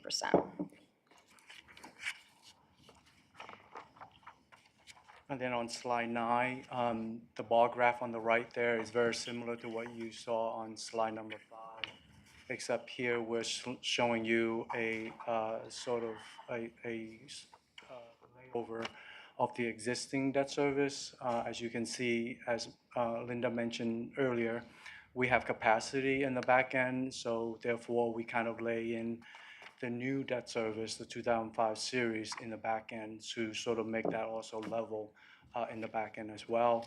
And then the table on the right just show you the funding on the uses of fund, where funding here is $250 million in projects fund, and then the capital reserve fund to complete the financing. On the next slide, slide 10, just speak a little bit about our underwriting group, which we RFP and the board approved it back in October 2024. We plan to use the entire underwriting group. Also, at the same time, in our underwriting group, we have a couple of MWB qualified firm in our underwriting group, which we plan to carve out a minimum of 30% for the following firm that you see there in the bullet. And then separately, we also have Samuel Ramirez, who is also in the senior manager pool that we plan to allocate the bond to as well. And then lastly, we also going to include the selling group that New York City typically use in our financing. And then the last is the board approval for your consideration. So we're happy to take questions. Thank you so much. Questions? Quick question. Of the 577 million of additional capital needs that we identified, this will be 250 million. How will the other portion be financed, or are we just going to pay for it ourselves? No, we intend to finance the other portion as well, but we want to borrow in line with our spending plan so that we're not borrowing, the entire amount up front and have, interest accruing and paying debt when we know we wouldn't be spending it until much later. So we will be coming back to the board based on the schedule sometime in 2027 for the completion of the projects. Okay, thank you. I just want to say, having been part of two other government systems with bonds, that your group, all through has been the most professional about issuance, about repayment, about getting attractive interest rates, about saving the corporation money. I've never seen a public group that functions as well as you do around the bonds. It's really amazing. I'm sorry, I have to second that too. Yeah, they're amazing. They really have been on a whole series of transactions, not just this one. I just think, it's worth pointing out how important our infrastructure needs are, and we can't get it. The city helps us a lot, but they can't do everything for us. And so the team, having managed the portfolio the way they have and looking for ways to afford this in our plan and the structure of the debt, it really is great, because not all projects are exciting, but we have to get them done, and it's really a great job. So. Let me then take it up for a vote. All in favor, please say yes. Yes. Opposed, say no. Resolution approved. Thank you so much. Number 21.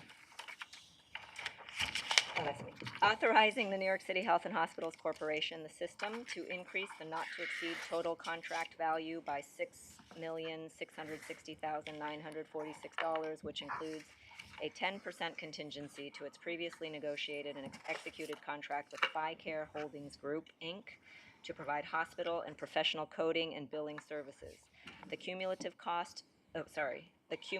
not-to-exceed value for hospital and professional coding and billing services shall increase from $12,495,384 to $19,156,330 for the remainder of the contract term of 2 one-year renewal options exercisable at the discretion of New York City Health and Hospitals. And this was presented to Finance Committee on July 16th in 2025 and approved to bring to the board. Thank you.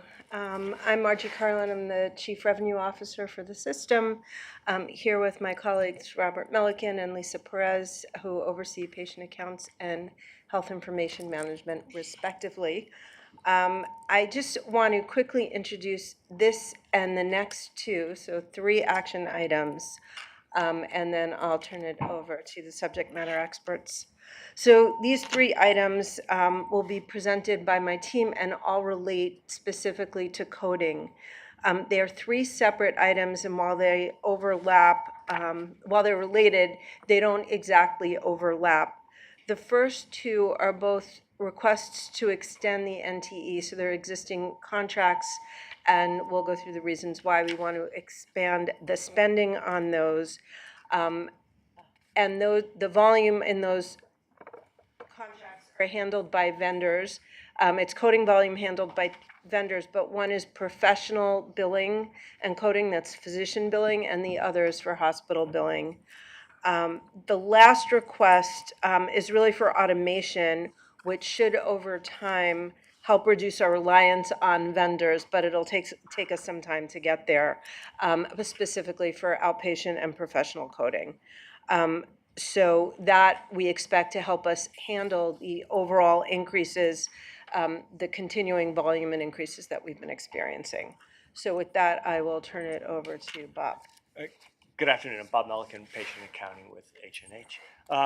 We're asking to increase our not-to-exceed amount for our contract with FICARE Holdings Group.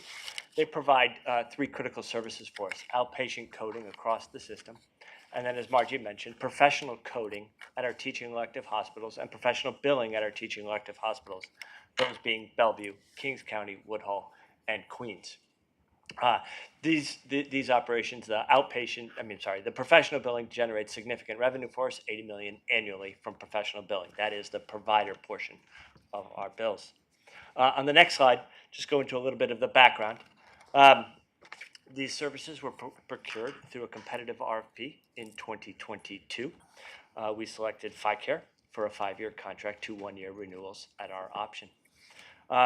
What is causing our increase is we have been giving FICARE additional coding responsibilities. They have been coding for our global billing at Bellevue and Woodhull. They've been coding self-pay that we've been giving them, and then we've had new revenue from our nurse practitioner services, which they have been coding. All of these also do increase our billing. So we've had additional volume that has caused our increase. FICARE Holdings is a very responsive vendor to us. They're very good as a partner and a vendor, and their expertise is welcome. Their performance is very good. We are pleased with how they are handling our account. They are also a certified New York City WBE firm, and they're meeting our diversity goals. So what we're asking for is your consideration to increase our not-to-exceed amount with FICARE Holdings for the next 2 years remaining on this contract.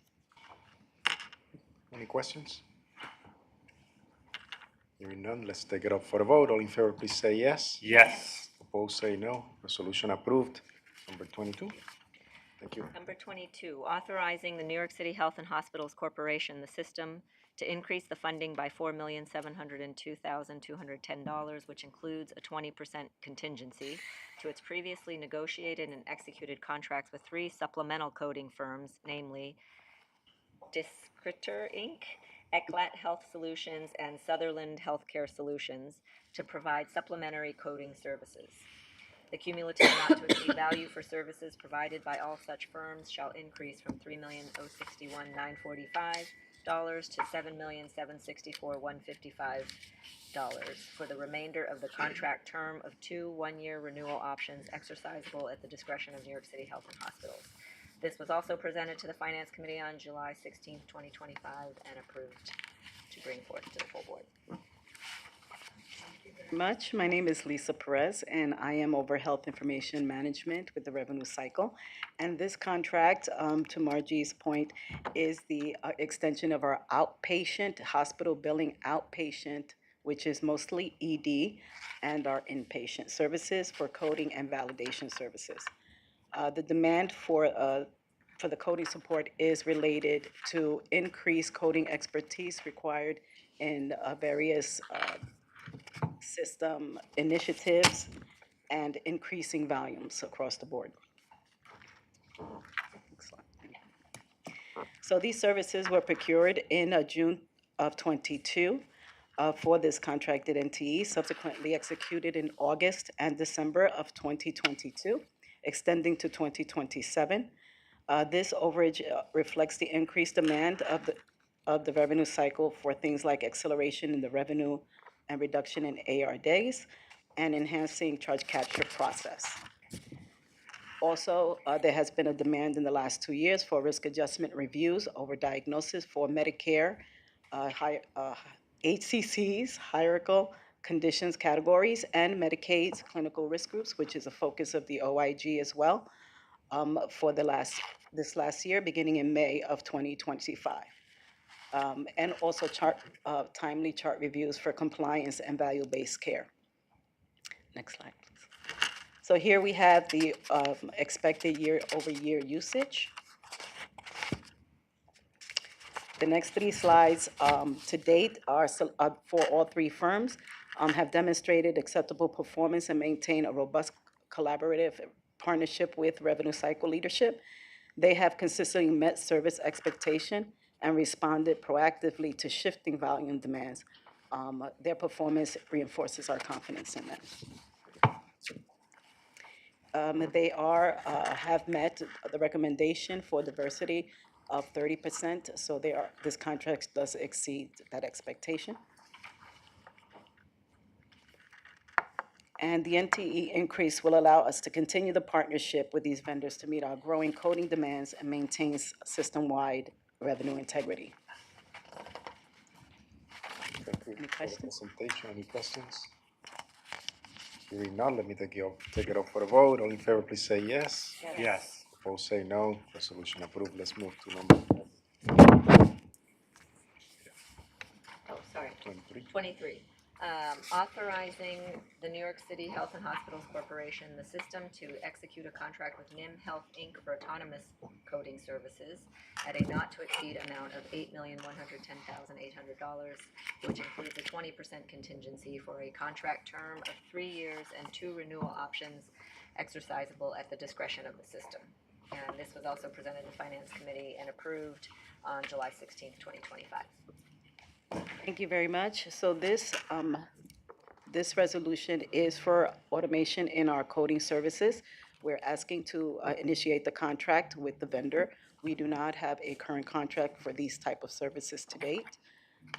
And this is to address the rising need for coding support in combination with our contract that has been actually supported through our contracting vendors and our overtime. So, however, this approach is no longer sustainable as the coding demands continue to grow across the multiple service lines.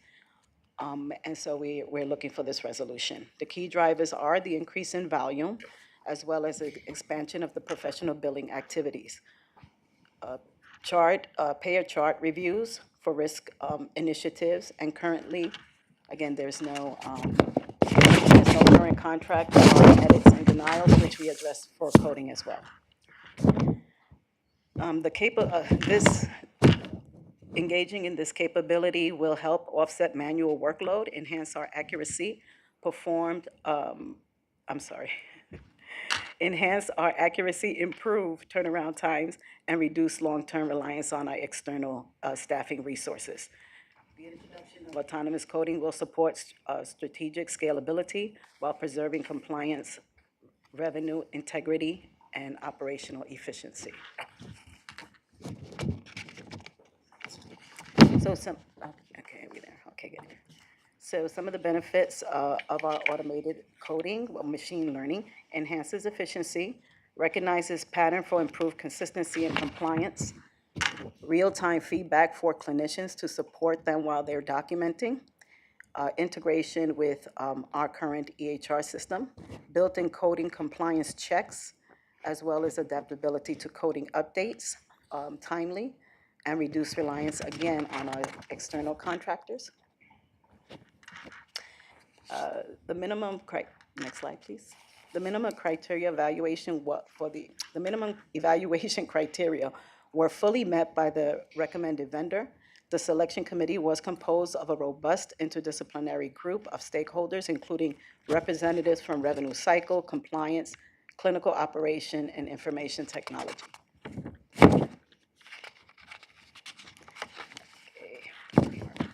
So this application did go in more than a year ago today, right? Last week and this month. We had September 20th, we had our posting in the city record. September 27th, we had the pre-proposal conference where 16 vendors attended. November 26th, proposals were due, 10 proposals were received. In March, we had the vendors' presentations were all held. And in April, we did the reference checks were all conducted, and the evaluation submitted their final scores on April 23rd. And NIM did score highest in that group. For this vendor, a recommendation of 10% diversity was recommended and will be, that will be committed to. Into this contract with NIMS will address the growing demand for coding resources, reduce reliance on contracting coders and support, scalable, technical-driven coding operations, aligning us with our industry best practices. Thank you. Any questions? Have we used any autonomous coding? I mean, I know this is the first contract we've done, but is there any like AI right now in the coding that we do? We are not using AI coding currently. There's a little bit built into Epic that we're just starting to dabble in, I would say, but we're not using any AI coding. This will really be our first. Right, and so I assume this was all like with Kim and her team. They're very comfortable because this is software, right? It's just Yeah, it's software, and it's been fully vetted. It went through security review, and will again through the contracting process. There will be another security review, and our AI governance team is also well aware of what we're doing and participating in the evaluation. So, I mean, the hope is it's going to streamline and reduce a lot of work and perhaps our reliance on other contractors and things. But in the beginning, we may need, I mean, there are protocols in place to make sure that it's doing what we expect it to be doing, right? There's significant QA built into the front end of the contract, which is why we said over time it will help reduce reliance. It's really good right now at sort of the high volume, sort of lower ticket services. So things like ED coding, radiology coding, where it can really read a report and generate a code where it's highly predictable. And so we're looking forward to those high volume services being largely automated, but it takes some time to get there. Great. Well, the efforts of Revenue Cycle have been very productive and fruitful. So thank you for continuing to innovate and improve. And that's what I just wanted to say for all these few contracts that we have talked about, and very impressive work. Any questions or other questions or comments? So, okay, so let's take it up for a vote. All in favor, please say yes. Yes. Opposed, say no. This resolution approved. Thank you so much. Thank you. Number 24. Last one? Yes. Authorizing the New York City Health and Hospitals Corporation, the system, to execute a contract with Hagerty Consulting, Inc. for disaster recovery consulting services at a not-to-exceed amount of $8,400,000 for a contract term of 5 years and 2 one-year renewal options exercisable at the discretion of the system. This was presented and approved by the Finance Committee on July 16th, 2025 for presentation here. Good afternoon, everyone. My name is Nicole Chan. I'm a Senior Director at Central Office Finance, overseeing FEMA grants. Manji Indar, AVP, Office Facilities Development. So a little background. Our system has a fast-growing grants portfolio associated with mitigation, repairs, and recovery for major disasters. The new disaster recovery consulting firm will provide technical and policy-related supports to help us secure federal and state grant funding for recent as well as future disasters. Next slide, please. The RFP criteria was established jointly between Central Office Finance and OFD team, mainly evaluating the technical expertise as well as the grants management experience of the vendors. Next slide, please. We received 8 proposals for this RFP. After the review and presentations, Hagerty Consulting received the highest score from the committee. We also conduct a reference check and have spoken with New York City OMB, who has been working closely with Hagerty since Hurricane Sandy for all of citywide disaster recovery efforts. And for the vendor diversity section, Hagerty has provided their utilization plan that satisfied our 30% recommendation. But, yeah. Thank you. Any questions from board members? Hearing none, let me take it up for a vote. All in favor, please say yes. Yes. Opposed, say no. Resolution approved. Thank you so much. Thank you. Okay, so now we will hear from Dr. Katz and President's report. Right, well, given the weather, I'm not going to read the president's report, you have it. I'm going to read the part that I have to read into the public record. Since the last meeting of the Board of Directors, I've authorized an extension of a bioreference contract through June 30th, 2026, and an increase in the not-to-exceed amount by $4.8 million.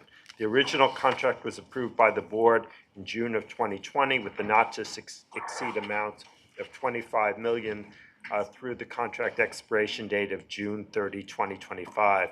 We're currently in a request for proposal process that began on January 22nd, 2025, to once again procure these services for specific high-quality oncology-related lab tests at competitive prices. So this was done so we wouldn't have a lapse in that service.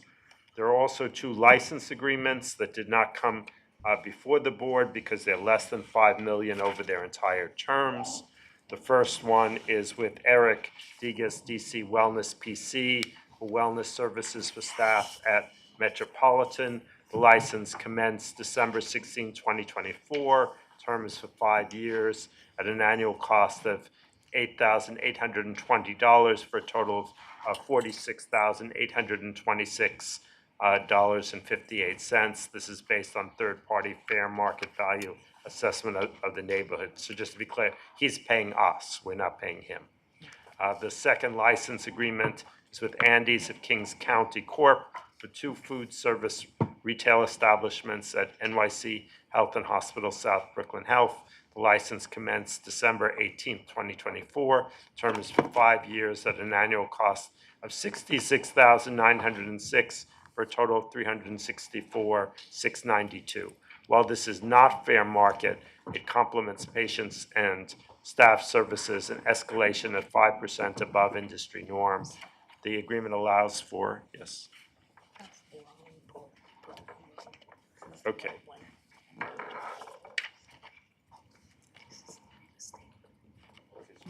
The real estate. Okay. I'm also going to read the real estate. This is the quarterly report on real estate license agreements that do not require board approval. The below summarizes real estate license transactions less than $5 million over its entire term. This covers April 1, 2025 to June 30, 2025. Health and Hospital Harlem Food Services vendor Tasty Picks is licensing 2,133 square feet in the first floor of the MLK building for $84,000 annually with a 3% escalation each year. Term is 5 years for a total of $445,967. This is based on third-party fair market value assessment of neighborhood and food service market. Gotham is leasing space for clinical services in the South Jamaica Multi-Service Center, 114-02, Guy R. Brewer Boulevard, Jamaica, 11434. This is a city-owned building. It's leasing 3 rooms for a total of 9,900 square feet. Term is for 1 year for a total of $277,200. This is a fair or below a fair market value.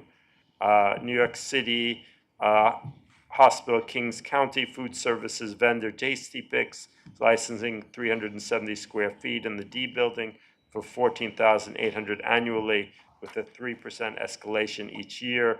Term is 5 years for a total of $78,575. This is based on third-party fair market value assessment of neighborhood and food service market.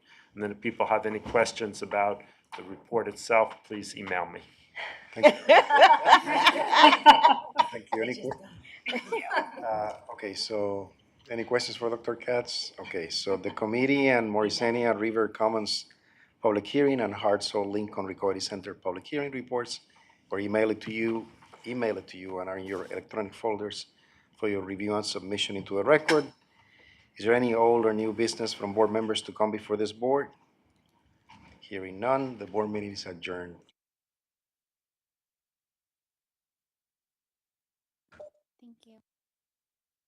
This meeting is no longer being recorded.